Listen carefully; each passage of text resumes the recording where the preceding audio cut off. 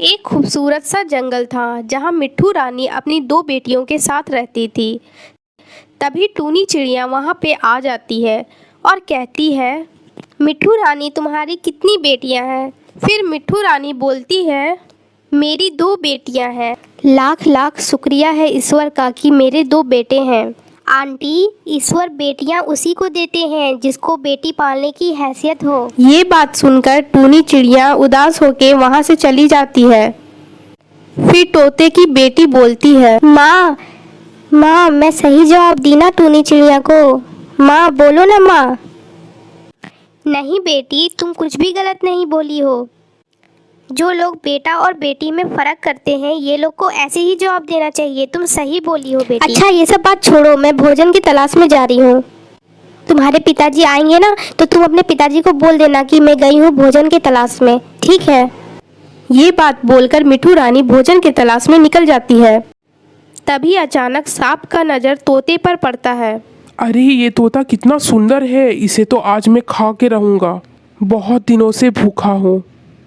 जब ये पेड़ पर बैठेगी तो मैं इसके अचानक से हमला करूँगा। मुझे तो बहुत मज़ा आ जाएगा इसे खाने में। फिर सांप तोते पे हमला करके तोते को खा जाता है और इधर तोते के बच्चे अपने माँ का इंतजार करते हैं। फिर सोनी तोती लाली तोती से बोलती है, लाली देखो ना माँ अभी तक नहीं आई है भोजन लेकर, पता नहीं कहाँ रह गई है माँ। हाँ सोनी बहन तुम सही बोल रही हो, माँ को बहुत लेट हो गया है भोजन लाने में। पिताजी आने वाले हैं, हम पिताजी से क्या कहेंगे? अरे हाँ, माँ तो बोली थी ना कि पिताजी आएंगे तो बोल देना कि भोजन के लिए गई हूँ। हाँ हाँ हम लोग यही बोल देंगे, ठीक है। फिर बबलू तोता अपने बच्चों के पास आ जाता है और कहता है, लाली तुम्हारी माँ कहाँ गई है? दिखाई नहीं दे रही है, दिखाई नहीं दे रही है तुम लोग के पास, कहाँ गई है? बोलो लाली, सोनी बोलो। माँ यहाँ नहीं है पिताजी, वो सामने वाले जंगल में भोजन लाने के लिए गई है। क्या मिट्ठू रानी सामने वाले जंगल में गई है भोजन लाने? जो मैंने अपने आंखों से देखा मुझे विश्वास नहीं हो रहा है। लाली तुम्हारी माँ को सांप खा गया है। लाली अब मैं तुम लोग को कैसे पाल पोस के बड़ा करूँगा?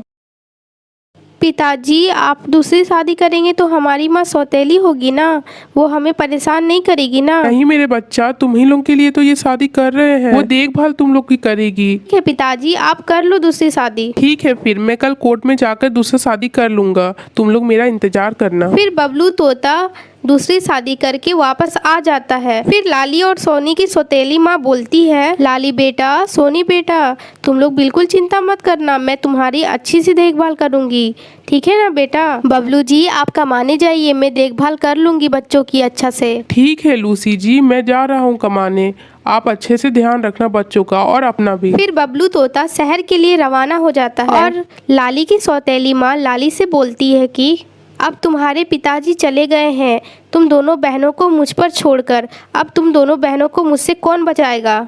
चल अब घर से बाहर जा और मेरे लिए भोजन लेके आ, समझी तुम लोग दोनों? माँ हम लोग तो बहुत छोटे हैं, हम लोग तो सही से उड़ना भी नहीं जानते हैं माँ, फिर हम लोग कैसे जाएंगे दूसरे जंगल पे और कैसे भोजन लेके आएंगे माँ? जल्दी जाओ, मुझे कोई बहाना नहीं चाहिए तुम लोग का, नहीं तो मैं मार मार के तुम्हारे पंख तोड़ दूंगी, समझी तुम लोग दोनों? फिर डर से दोनों पक्षी भोजन की तलाश में निकल जाते हैं। फिर दोनों पक्षी को रास्ते में एक सुझाव आता है, सोनी बहन ये माँ तो बहुत गंदी है, हम लोग को तो कुछ ना कुछ करना ही होगा। सोनी रोए जा रही थी, अपनी बहन का बात का कुछ भी जवाब नहीं दे रही थी। फिर लाली का आवाज कौवा के पास सुनाई देता है। फिर कौवा वहाँ पर आ जाता है और कहता है, क्या हुआ मेरे बच्चे, क्यों रो रहे हो तुम लोग? बताओ मेरे बच्चे। मेरी माँ सौतेली है, वो आज ही शादी करके आई है और मेरे पिताजी विदेश गए हुए हैं। हमारी सौतेली माँ हम दोनों बहनों को बहुत परेशान करती है और सताती है, हम वापस उस घर में नहीं जाएंगे। बस इतनी सी बात, अब तुम दोनों बहनें हमारे पास रहोगी, अब अपनी सौतेली माँ के पास नहीं जाओगी, ठीक है मेरा बच्चा? अब यहीं पे रहना और मेरे बच्चों के साथ खेलना, मैं तुम्हें अच्छा से पाल पोस के बड़ा करूँगी और मैं तुम्हारे पिताजी से भी सब कुछ बता दूँगी जब तुम्हारे पिताजी विदेश से वापस आएंगे तो, ठीक है मेरे बच्चा? अब चलो मेरे साथ यहाँ, चलो मेरे बच्चा तुम हमारे घर चलो, मैं तुम्हारा अच्छे से ख्याल रखूँगी, ठीक है? चलो मेरे बच्चा, चलो मेरे घर। फिर दोनों पक्षी कौवे के साथ चले जाते हैं और खुशी खुशी ज़िंदगी बिताने लगते हैं।